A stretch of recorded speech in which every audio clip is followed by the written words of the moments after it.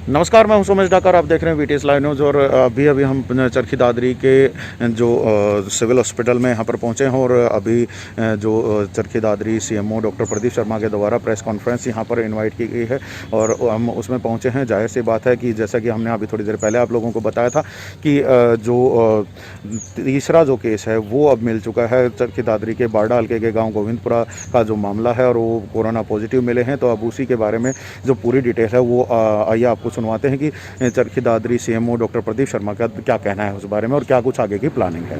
पिछले 24 घंटे में दादरी का जो समीकरण है थोड़ा बदला है और एक जो केस हमारा अनिल जो पहले ही कल पॉजिटिव आ गया था, जिसको कि हमने सब्जी मंडी जिसने कि 1 तारीख को 1 मई को वो सब्जी मंडी आज़ादपुर सब्जी मंडी में गया था। उसके बाद में वो हमारी निगरानी में था, होम क्वारंटाइन में था। और चूँकि जिस दिन उसके 5 दिन पूरे हुए उसके बाद में हमने उसका स्क्रीन कराया, टेस्ट कराया, जिसमें कि 7 तारीख को उसका सैंपल लिया। 9 तारीख की सुबह 9 बजे हमारे पास रिपोर्ट थी कि वो पॉजिटिव है। और फिर उसकी पेशेंट की खोज शुरू हुई तो हमें पता लगा कि वो पेशेंट जम्मू जा रहा है सब्जी लेकर। तो इमीडिएटली उसका नंबर से उसको ट्रैक किया गया, उसको इंटरसेप्ट किया गया और उसके बाद में उस पेशेंट को वापस यहाँ पे कल शाम को 5 बजे वो पेशेंट हमारे यहाँ पे वापस आ गया था। साथ में जो उसका क्लीनर है उसका भी पंजाब में कहीं टेस्ट हुआ, जिसमें कि उसको पॉजिटिव दिखाया गया है, जो कि रैपिड डिटेक्शन टेस्ट के तहत। यहाँ पे आने पर ये मैं बताना चाहूँगा कि यहाँ पे हमारा जो रैपिड डिटेक्शन का टेस्ट था क्लीनर का वो नेगेटिव था। हालांकि कहने को जो हमारा केस जो पॉजिटिव था रोहतक से उसका भी आरडीटी नेगेटिव था। तो उस बारे में भी हम देख रहे हैं कि ये जो किट है कितनी इफ़ेक्टिव है, तो उसके बारे में भी हम बात कर रहे हैं। तो वो पेशेंट जो दोनों पेशेंट्स थे अनिल कुमार जगदेव और जो दूसरा उसका क्लीनर क्या नाम था उसका, सुरेंद्र एलियास कालिया है, ये दोनों सब्जी लेकर जम्मू गए थे। दोनों ही केस पॉजिटिव हैं। दोनों ही 1 तारीख को 1 मई को आज़ादपुर सब्जी मंडी में गए थे। तो मैं ये कहना चाहूँगा कि ये जो केस है आज़ादपुर मंडी की कड़ी का ही एक ये केस है। तो उस चीज़ के लिए क्योंकि ये लोग 1 तारीख को गए थे और मैं आप लोगों को बताना चाहूँगा 1 तारीख को ही हमने सब्जी मंडी की स्क्रीनिंग की थी। लेकिन इस केस के बाद में कल सुबह हम वापस फिर एक बार सब्जी मंडी में जितने भी वेंडर्स और जितने भी लोग होंगे उनकी स्क्रीनिंग वापस करना चाह रहे हैं।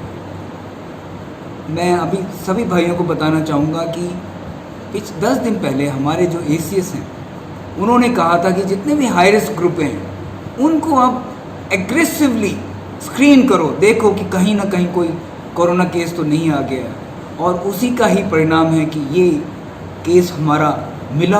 और उसी कड़ी में एक और केस मैं आप लोगों को बताना चाहूँगा, जो आज हमारी रूटीन जो स्क्रीनिंग थी उसमें पॉजिटिव आ गया है। ये लोग गुजरात से 9 तारीख को यहाँ पे आए थे, इनको स्क्रीन किया गया। ये 4 लोगों की फैमिली है, जिसमें महावीर सिंह हैं जो कि गुजरात अहमदाबाद से आए थे, जो कि रेड जोन है जहाँ पे केसेस हो रहे हैं, वहाँ से ये लोग आए थे। इमीडिएटली उनको हमने क्वारंटाइन अपने जो आइसोलेशन में रखा, स्क्रीन किया, उसमें ये पॉजिटिव आए हैं। इन लोगों को भी कोविड में और इनकी पूरी फैमिली को भी हमने यहाँ पे बुला लिया है। तो कहने का मतलब है कि हमारा जो क्लीनर जो है उसका अभी कंफर्मेशन नहीं है, लेकिन पीजीआईएमएस रोहतक से 2 केसेस हमारे कंफर्म हो गए हैं।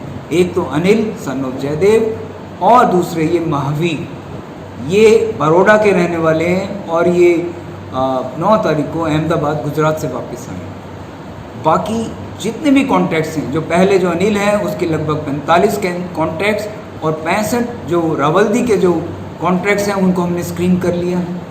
उनके टेस्ट हम वेट कर रहे हैं। इसके अलावा जो ये हमारा दूसरा महावीर जो आया है, इसके भी सारे कॉन्टैक्ट स्क्रीनिंग हमारी जारी है। तो इसमें मैं बताना चाहूँगा कि जो हम लोग बिल्कुल जो सजग हैं, मैं दादरी वासियों को बताना चाहता हूँ कि हम हर हालात के ऊपर बिल्कुल हमारी कड़ी निगाह है। कोई भी केस हमारी निगाह से बच के नहीं जाएगा। उसी कड़ी में ये दोनों केसेस हैं जो कि हमने जिनको खोज निकाला है। इसी तरह से मैं आज भी मुझे कुछ इन्फॉर्मेशन थी कुछ लोगों की कि कुछ लोग बाहर से आए हैं, तो आप लोगों के चैनल के माध्यम से मैं अभी भी लोगों से ये कहना चाहता हूँ कि ये जो सब्जी वाला जो है अनिल, इसके खिलाफ हमने कोविड के अंतर्गत सैंपल देने के बाद में इलाका और घर में ना रहने की वजह से उसके खिलाफ हमने पुलिस कंप्लेन लॉन्च की है, उसके खिलाफ हम कार्रवाई करेंगे। इसी तरह से मैं सभी लोगों से कहना चाहता हूँ कि कृपया स्क्रीनिंग होने के बाद, सैंपल देने के बाद में वो अपने घर में ही रहें ताकि आराम से उन लोगों तक हम पहुँच सकें। क्योंकि इस जो ये ड्राइवर है इसके कॉन्टेक्स्ट में हमें काफ़ी परेशानी हुई, उसका मोबाइल वाज नॉट अवेलेबल, हमें पता लग गया था। उसकी इन्फॉर्मेशन बड़ी मुश्किल से एसपी साहब की और डीसी साहब का मैं धन्यवाद करना चाहता हूँ, उनके अथक प्रयास से उसको हम ट्रेस कर पाए, उसको इंटरसेप्ट कर पाए। लेकिन इस चैनल के माध्यम से आप सभी लोगों के माध्यम से मैं कहना चाहूँगा कि पंचायत राज्य को इसको जहाँ पे भी इंटरसेप्ट किया था वहीं आइसोलेट करना चाहिए था, जो कि उन्होंने नहीं किया। वहाँ से उसको वापस यहाँ पे भेज दिया।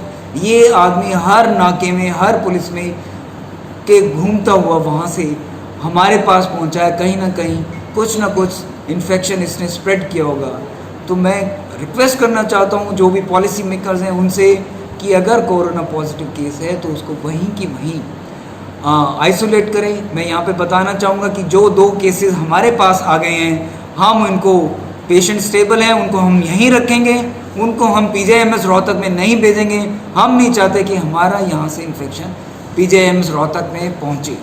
तो ये भी मैं आप लोगों के चैनल के माध्यम से कहना चाहता हूँ कि उन दोनों पेशेंट्स के लिए हम लोग पूरी तरह से तैयार हैं। वो पेशेंट हमारे यहीं रहेंगे, हमारी पूरी टीम तैयार है। हमारे जो इंटेंसिविस्ट है 1 महीने की ट्रेनिंग करके आ चुके हैं, वो भी पूरी तरह से तैयार हैं।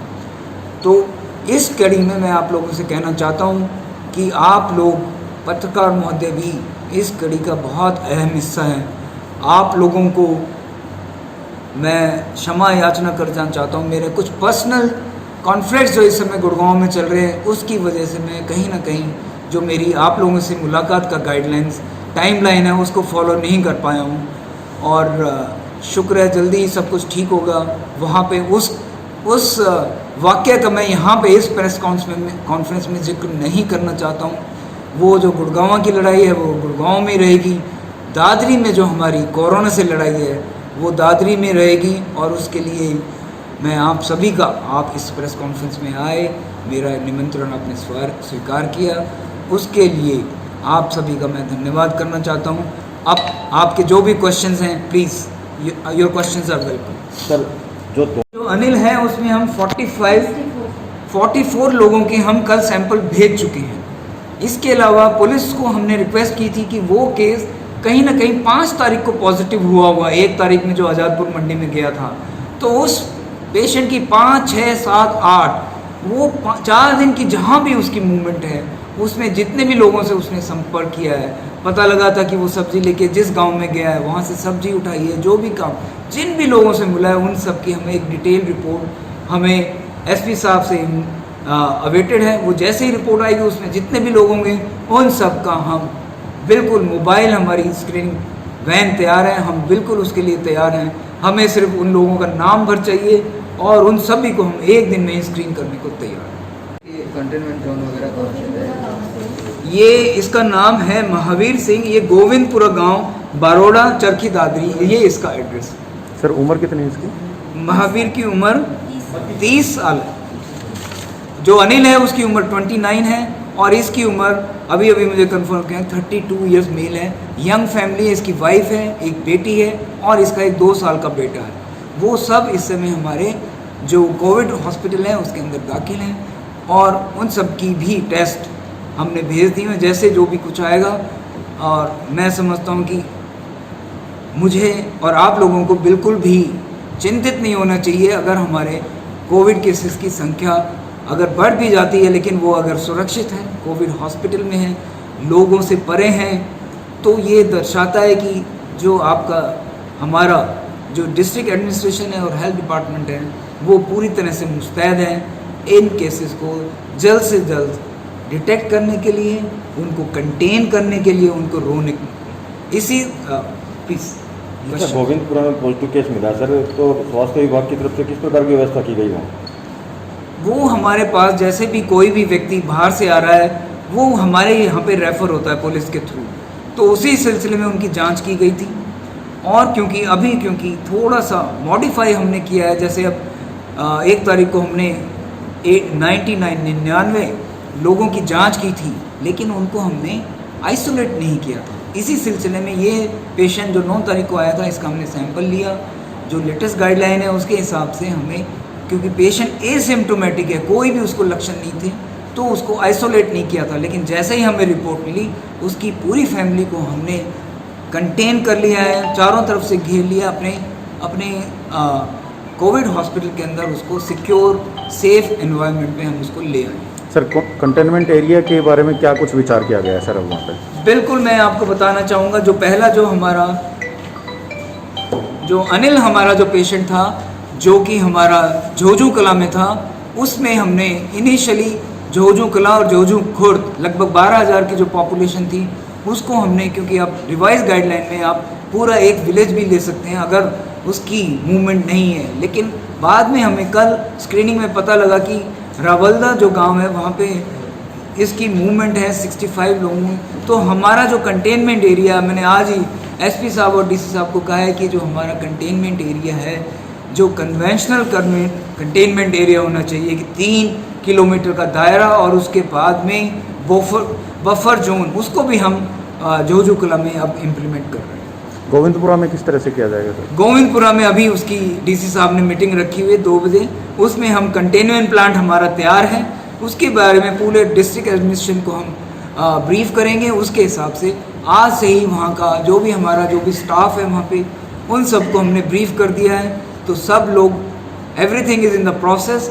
आज दोपहर के बाद लगभग 3 बजे के बाद में हमारी स्क्रीनिंग गोविंदपुरा में भी चालू हो जाएगी। सर लगातार बाजार खोल दिए गए हैं, तो क्या उसकी वजह से ये चीज़ें बढ़ रही हैं या कोई और दूसरा कारण? अब सीधा साधा आप देख लीजिए, अहमदाबाद से एक व्यक्ति आया है, वो एक कोरोना का केस जो कि हमारा नहीं है, हमारा अपना नहीं है, इंडिजिनस नहीं है, वो दादरी का केस नहीं है, वो गुजरात से केस आया है।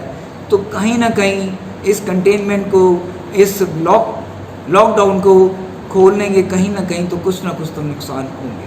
कंफर्मेशन टेस्ट आज हमने भेज दिया है, वो हमारा कंफर्मेशन मैं बताना चाहूँगी, कोरोना के पेशेंट में एक स्क्रीनिंग टेस्ट होता है, उसके बाद में उसका कंफर्मेशन टेस्ट होता है। स्क्रीनिंग टेस्ट हम इसलिए करते हैं कि तुरंत हमें पता लग जाए, ताकि जो भी हमने निर्णय लेना हो उसको कंटेन करने का, रोकने का, तो ताकि हम उसको रोक सके, कन्फाइन कर सके, आइसोलेट कर सके, और साथ में उसका बाद में कंफर्मेशन टेस्ट आ जाए। जो हमारा पहला केस है जिसको आज तक सभी लोग पॉजिटिव मान रहे हैं, उसका स्क्रीनिंग टेस्ट इनकन्क्लूसिव था, जो कि कंफर्म नहीं था, और बाद में जो उसका कंफर्मेटरी टेस्ट था वो नेगेटिव आया था। तो प्रैक्टिकली स्पीकिंग, जो हमारा पहला केस जिसको अभी तक गवर्नमेंट ऑफ इंडिया भी एक पॉजिटिव केस मान रही है, वो पॉजिटिव केस नहीं था। बार बार उसके लिए गवर्नमेंट ऑफ इंडिया को भी हमने रिकमेंडेशन भेजी है।